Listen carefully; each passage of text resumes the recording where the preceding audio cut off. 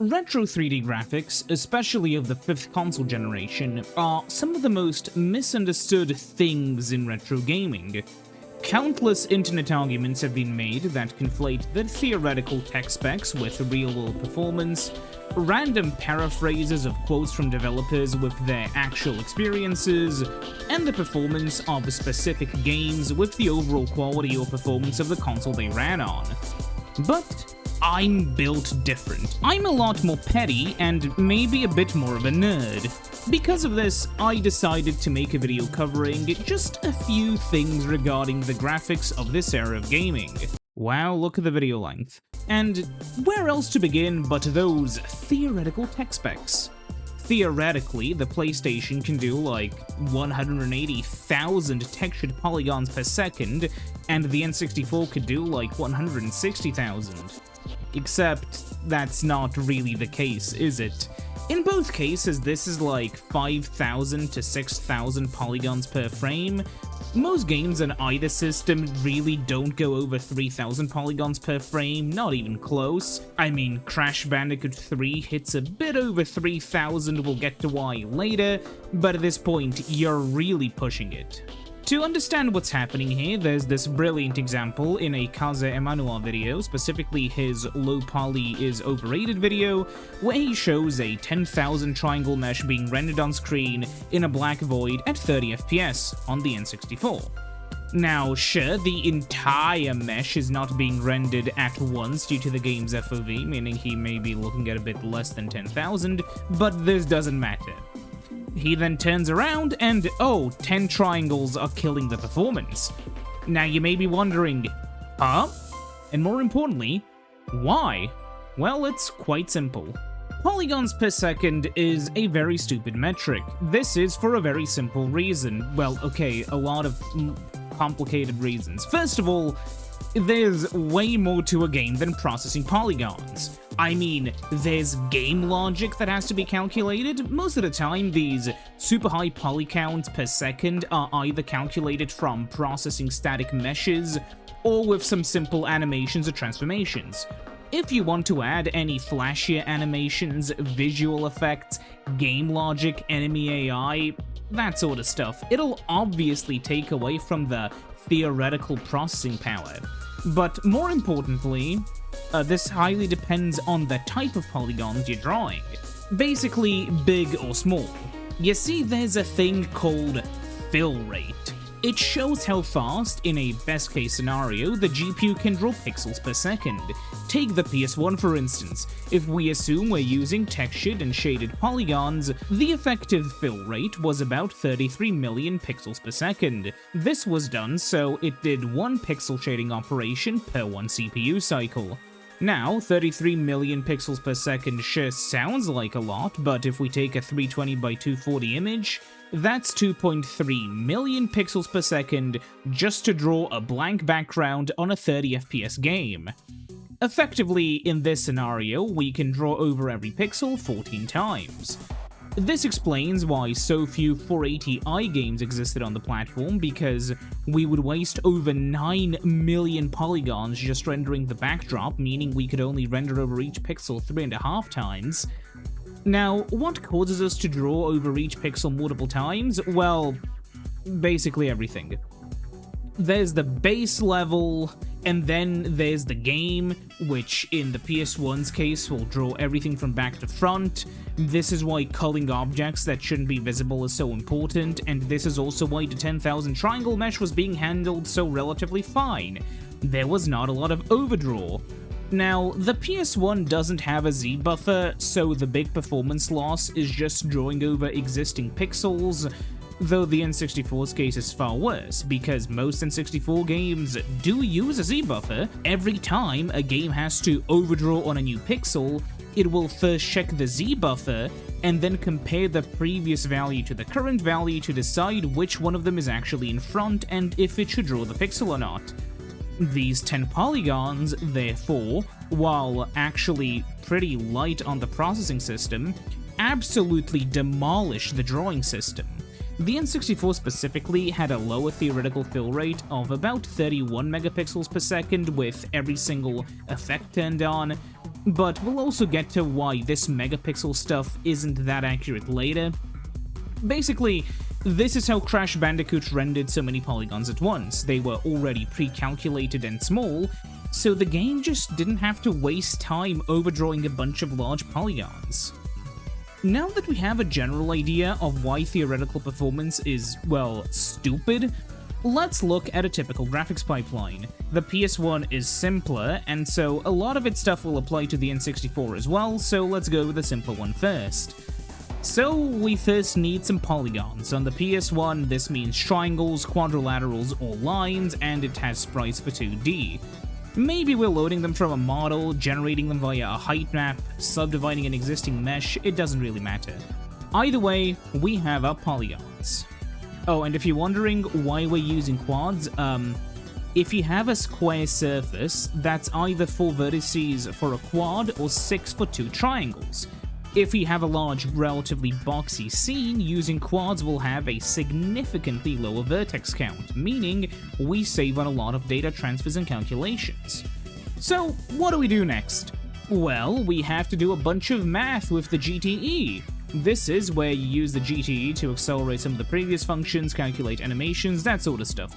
Once this is done, since we already have the polygon positions loaded in RAM, we first need to transform them into the space that we're going to render, then we calculate the level's lighting if it has any, and then we perform some perspective projection. This step basically takes a 2D image of the 3D space, writing down where on that 2D space each vertex point would be.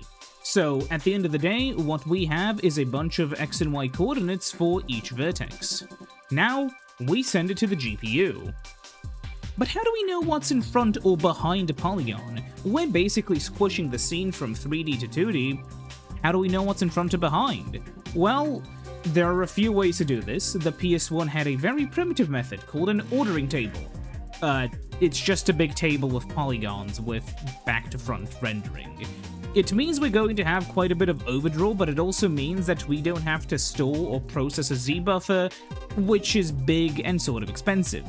Ordering tables basically just store each one of the polygon's distance in a bucket, meaning that sometimes if they're too close to each other, they can clip. It's a big drawback of ordering tables. Anyways, so now that you've sent it to the GPU, what happens next? Well, the PS1's GPU has a big blob of 1MB of RAM. It's often visualized as a 1024 by 512 image with 2 bytes per pixel because that's how it's best to visualize it in your head. The screen is separated into a bunch of 256 by 256 texture pages. If you want more info on this, there's a great article on the PSX console dev wiki, but basically, you first select the texture page, and then you tell it the x and y coordinates of that texture page. Alongside the textures, the color lookup table is also stored. This lets the game store a small grayscale texture, and then the colors that belong to them rather than having to store each color separately. Finally, there's the 2KB texture cache. This allows the GPU to not have to read from VRAM every single time while drawing a bunch of smaller textures as long as they're the same textures in the cache, saving a bunch of cycles while still being able to draw huge textures by directly reading from the VRAM if it doesn't have the texture in its cache. Anyways, then you just kind of draw to the screen, the vertex, texture, color, and lighting data is all kind of bundled together, and out pops an image. Great! So what about the N64? Okay, so you know that whole PS1 ordering table thing? Well, the N64 had something called a display list. Well, this is, for a lack of a better term, a more civilized way to do 3D graphics. It basically organizes the vertex data, pointers to where the textures are, that sort of stuff. The actual data formats on the N64 were just triangles for 3D and 2D quads for sprites, by the way. It's not as interesting as on the PS1. Now, the PS1's GTE was basically just hard-coded. You would send it an input, and it would fire out an output. The N64's graphics unit, the RCP, was separated into the RSP and RDP. The RDP was the display processor, which was basically like the PS1's GPU but more advanced, and the RSP was sort of like the GTE, just far more advanced. For one, it was programmable. Yes, you heard that right. It wasn't exactly magical, as it only calculates stuff per vertex, but this flexibility was great for many developers, especially homebrew ones these days. So now the RSP basically performs a lot of the work of the GTE and some more, and once the geometry is processed in a relatively similar way but with keeping the Z-axis, it is sent to the RDP, which will then draw it in a similar-ish way to the PS1's GPU, but since we have an actual Z buffer now, we have the Z-axis, it means we can render stuff front to back, and we have perspective-correct texture mapping and way less Z-fighting. We also have true alpha transparency, bilinear filtering, mip mapping, anti-aliasing. Wow! So about them textures. People like to call the N64's 4KB of texture memory a texture cache, but that's not exactly true. As you may remember, the PS1's texture cache was there to save on cycles if you were drawing the same texture multiple times. Actually, because of the 2KB texture size, it meant that a 64x32 8-bit texture was quite fast to draw, so many games use them. So the N64 had a 4KB cache, meaning that you could fit a 64x64 8-bit texture, right? Well, yeah, though there was a slight problem with this. The texture memory is manual. You can't just load a larger texture than what fits in memory, it's not a cache. You have to manually load a texture from RAM into the memory so you can draw it on the screen. Great. And at this point, you just draw stuff similarly to the PS1. So this is the basic pipeline of both systems. Now let's get on to the strange, stupid, and interesting stuff that the devs had to deal with. The PS1 is an interesting little gremlin because it's quite straightforward, yet there's still a lot of optimization you can do. Not every instruction takes the same amount of time to finish, so a lot of performance can be gained from just processing something else while the GTE is doing its thing. The PS1 itself had a 4KB instruction cache and a 1KB scratch pad, which means the developers were heavily inclined to make code blocks that fit into the 4KB limit, and to use the scratch pad in order to limit how much they access from the main system RAM. This was of course important because if they were loading stuff from the CD drive into RAM, the CPU could only access its scratch pad. And speaking of the RAM, the PS1's RAM was laid out in a way that was quite familiar to a lot of developers from the previous systems like the SNES or Mega Drive. You had your main RAM, your video RAM, and your audio RAM. But as these systems were far faster than the previous ones, you couldn't just read data directly from the ROM of the CD or cartridge. You had to load a lot of the code first into the main RAM. Oh right, cartridges, yeah, so the N64 carts were not fast enough for most of the game to be loaded from it at once. There were situations where the devs utilized the cartridge format's fast transfer speed, like Mario 64 loads its textures directly from ROM and doesn't load them into RAM first, and it's a similar thing with animation data in a lot of other games, but the actual code, models, that sort of stuff, it's all loaded into RAM. Meanwhile, on the PS1, you had to load everything into memory first, well, except for CD quality audio and FMVs, but that's a given. This is why some PS1 games seem to have choppier animations than their 64 counterparts, and while some developers like Naughty Dog had some absolutely insane compression algorithms for crashes per vertex animations, other developers compromise with just making them a little bit choppier. And there were yet more of the PS1's graphical woes. So you know how the entire GPU is basically 2D, hence no Z buffer? Well, this also means that the GPU draws textures as if they were always facing the camera, hence the texture warping. There was also another problem though, near clipping. The PS1's GPU, in order to optimize itself, automatically clipped polygons that went too far off screen. The issue of this is that huge polygons where one vertex goes way too close to the camera may not be rendered, but there was a solution that sort of fixed both of these issues. To chop them up, to subdivide them. This is the level of detail system many PS1 games used. It not only made it so parts of the terrain no longer disappeared, but it also mitigated the texture warping by clamping the UV values to each vertex, therefore making the texture warping less noticeable. And then this gave us another problem, T-junctions.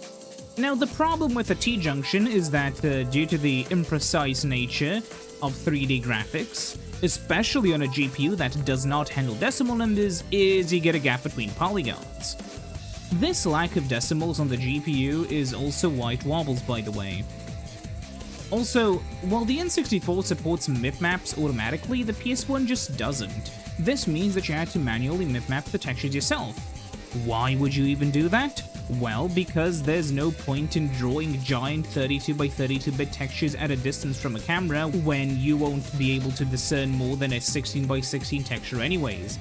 This also means that drawing the faraway stuff goes faster because it's all already in the texture cache.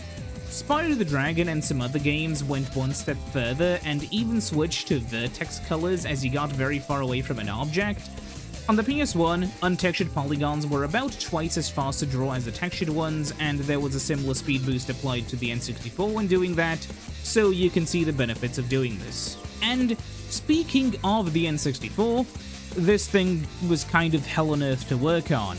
As said by a developer who previously worked on it, getting stuff running wasn't that hard, but you never really felt like you were getting the full power out of the system. Why? The RAM. You know how the PS1 had segmented memory?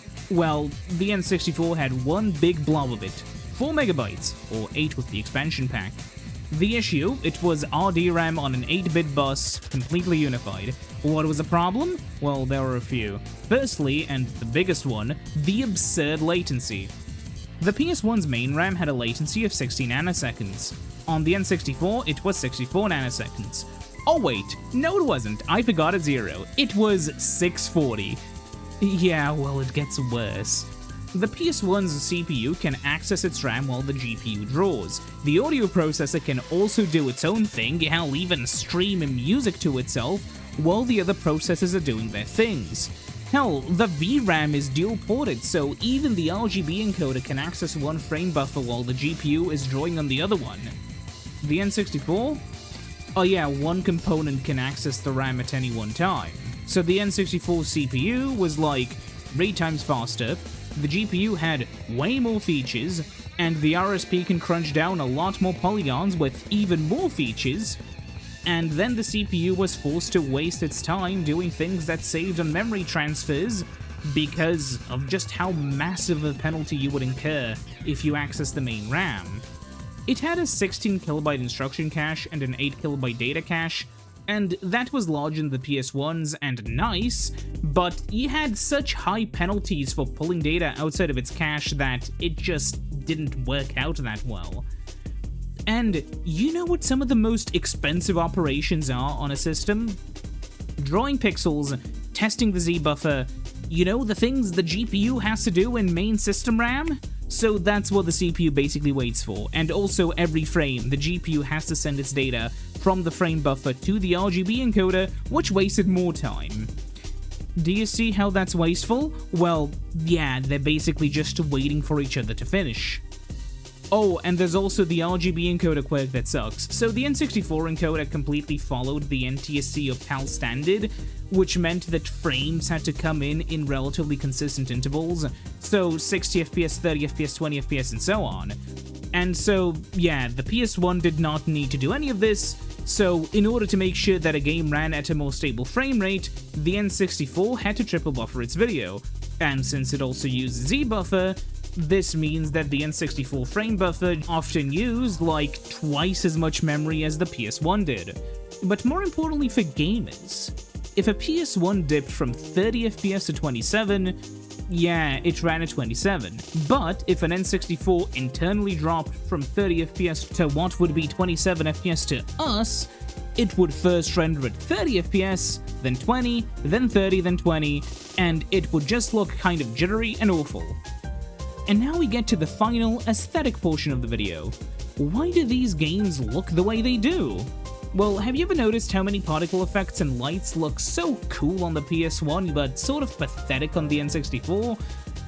Well, let's get into that first. The PS1 and N64 both supported transparency, however, the PS1 did not support alpha blending, it supported the much more primitive additive and subtractive blending. The N64 was kind of the inverse, it did not support additive blending, but it did support alpha blending. Now, alpha blending is more accurate, but there's a pretty big difference to how this works. Additive blending just takes the previous value and adds the new one to it. Subtractive does kind of what you'd think. This means that if we have overlapping particles, we can create more vibrant and bright images. On the N64, on the other hand, we have alpha blending, which took the previous value, then the new value, and interpolated between them depending on the alpha value. So a 25% value basically meant we took 25% of one value, 75% of the other one, and boom, there's a new value. The result? Well, more accurate transparency for some stuff, but also muddier explosions. Here are two mock-ups I made. The left one is a house on fire with 50% alpha transparency, and the right one is the same house on fire with additive blending. Do you see how much brighter the right one looks? This is responsible for why so many PS1 games have those bright, almost neon-esque futuristic effects, and while a lot of N64 games have a lot of muddy effects. It is also important to note here that if you combined the additive and subtractive blending correctly, you could get something that was quite similar to alpha blending, so it wasn't that big of a drawback even. Also, let's cover the textures here. You see, a big issue of the N64 was that damn texture cache, but more importantly, storage space. Many PS1 games could afford to splurge on a lot of storage space with unique textures per level, but many N64 games had to be far pickier with what textures they use in each level. Mario 64 mostly uses 32x32 16-bit textures with some 32x64-bit ones, and a few massive ones for the level backgrounds, but all of these textures had to fit on an 8MB cartridge. Many PS1 games, since they just ran on CDs, would just pack a whole level into one big file that could be read serially and then unpacked into RAM, VRAM, or audio RAM. Many N64 games had to be creative with asset sharing between levels so they can make everything fit onto the cartridge, while PS1 developers had to deal with the somewhat less difficult task of just cramming as much as they can into the RAM. A big difference in the PS1 and N64 games is also how they use their polygonal budget. Many N64 games use their massive polygons to stretch out terrain for miles. Due to the PS1's clipping and warping issues, developers generally avoided this. Instead, they made more detailed terrain at a much smaller scale a lot of the time. Of course, the consequences of this is that many PS1 games had smaller and denser levels, while some N64 games had larger and sparser ones. But for a counterexample, Terracon is my personal favorite. Simon Pick, the game's main coder, explained to me in an email on how these massive levels were made. So the levels were designed like this. First, there was a height map. This has the raw terrain data. Then, there's one instance of every object that was going to be loaded in a level. Then, there was a tile map, which told it in what places on the level to place a specific object with extra parameters like rotation and such. Well, the tile map, once loaded, remembered stuff like was this destroyed, accessed, where was its last position, that sort of stuff. The actual level geometry was created and destroyed as you moved throughout the map. And also, objects included some ground data, so the developer could weld the height map data to the objects in a way where they would seamlessly connect to the terrain. It was genius, and it's why Terracon allowed for some absolutely gigantic maps. Then there were other games: Crash Bandicoot, Medal of Honor, Soul Reaver. You can find quite a few of them. What did they all do? Well, they didn't load the entire level at once. A decent chunk of the PS1's polygonal budget was just spent on subdividing polygons closer to the camera. But if you have small spaces, you may as well make the environment more detailed and only load the few areas you're in. You could, for instance, split the environment into 8 batches of 128KB rooms, and only load the geometry of the 8 rooms at once that you're visiting, unloading the one that's furthest away. This only lets you load 128KB of data from the disk per room load, and since the disk runs at 2x speed or 300KB per second, this means that if we want to stay relatively light on resources, we can load a new room every second. This sort of allows us to have our cake and eat it too. Soul Reaver only has one loading zone when you first open the game. The game has these pretty large spaces and all of them are streamed to you on the fly. It's great. Now with the cartridge format, we talked about its benefits before, loading texture and animation data directly from the cartridge, but you'll soon find that, that's kind of it. The cartridge format kind of sucked.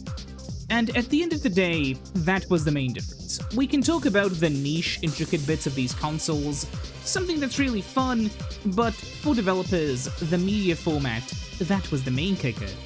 Having to pay $15 to $30 per cartridge versus $1 to $2 for a PS1 game, especially depending on how many discs you use, it added up for developers. And considering the fact a 12MB cartridge was the largest they had until 1998, 32 megabytes in late 1998, and 64MB cartridges only became available in late 1999, it made it so developers basically had to use less textures. They had to make levels less detailed and more barren. Not only were the games limited in their understanding of N64 RAM management, but they also had to make the entire game fit into 8 to 12 megabytes of memory early on. This is why Final Fantasy VII released on the PS1 alongside an ocean of other games. Finally, the art style thing should be mentioned. Really quickly, going from Final Fantasy VIII to Vagrant Story, the polygon counts of the character models were cut by half. And yet, they look great! With the use of good art direction, they ended up making one of the best looking 5th generation games ever. I mean, look at it! So, yeah, polygons simply aren't the be-all and end-all. I hope this video explained not only how 5th generation graphics were done, but also in how they were limited. No console was perfect, but some consoles were limited in ways that mattered more than others. The N64's full potential was just difficult to access for most games, and while it was capable of making graphics that were more impressive on a technical level, it often struggled to make graphics that looked aesthetically appealing. And these days, with people taking more and more interest in the 5th generation of consoles, a lot of them are trying to choose between the sharper graphics of the PS1 and the smoother but blurry graphics of the N64. Let's see if history will repeat itself.